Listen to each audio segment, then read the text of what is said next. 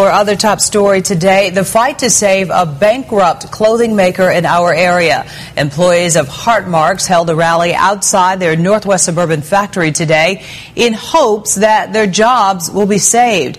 Hartmarx has been making clothing for more than 100 years and has even made apparel for President Obama. ABC7's Evelyn Holmes is joining us now with more on the story. Evelyn? And employees, of course, as well as management, really doing all they possibly can, trying to save this storied company with a lot of history in the Chicago area. The company is now known as the tailor to the President of the United States. So it was a shock to employees when principal creditor Wells Fargo talked about closing the business.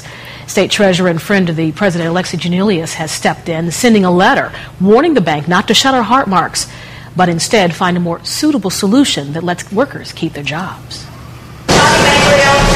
Hartmarx workers hope this won't be the end for the storied clothier. I work in this company for 41 years. Wow. So my whole life, I was young, 20 years old, and my whole life is here. The 122-year-old company, which filed for bankruptcy protection in January, could go under if chief creditor Wells Fargo Bank moves ahead with a plan to liquidate the business rather than restructure it.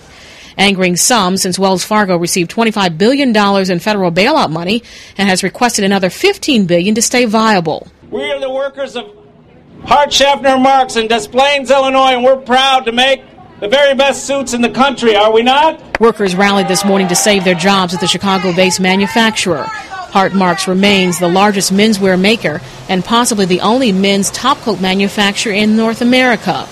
The men's suits and coats they make under the label of Hart, Schaffner, and Marx are worn by President Barack Obama. Special delivery. Thank you very much.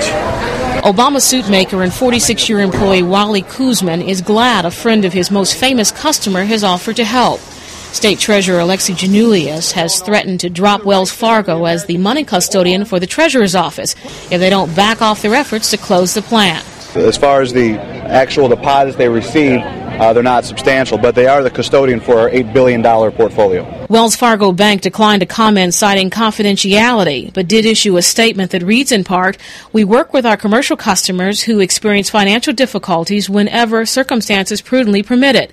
We want them to stay in business so we can earn all of their business and help them succeed financially." In the meantime, some of the at least 600 workers at the Des Plaines factory are hoping for a second chance. We deserve a second chance. Where is the American dream? Our dream just went out the window. 3 companies did make bids to take over the struggling Hartmarx, including a London-based equity firm responsible for turning around athletic shoe producer Puma. It's unclear if Wells Fargo met the afternoon deadline for a decision. State Treasurer's office says that they will continue to talk with Wells Fargo to keep the factory open. And the main concern is a lot of folks there saying, look, I've been here 40-some years, 50-some years. How am I going to go out and get another job? Especially when I was looking at retirement. That's tough. Yeah, absolutely. Evelyn, thank you. You're very welcome.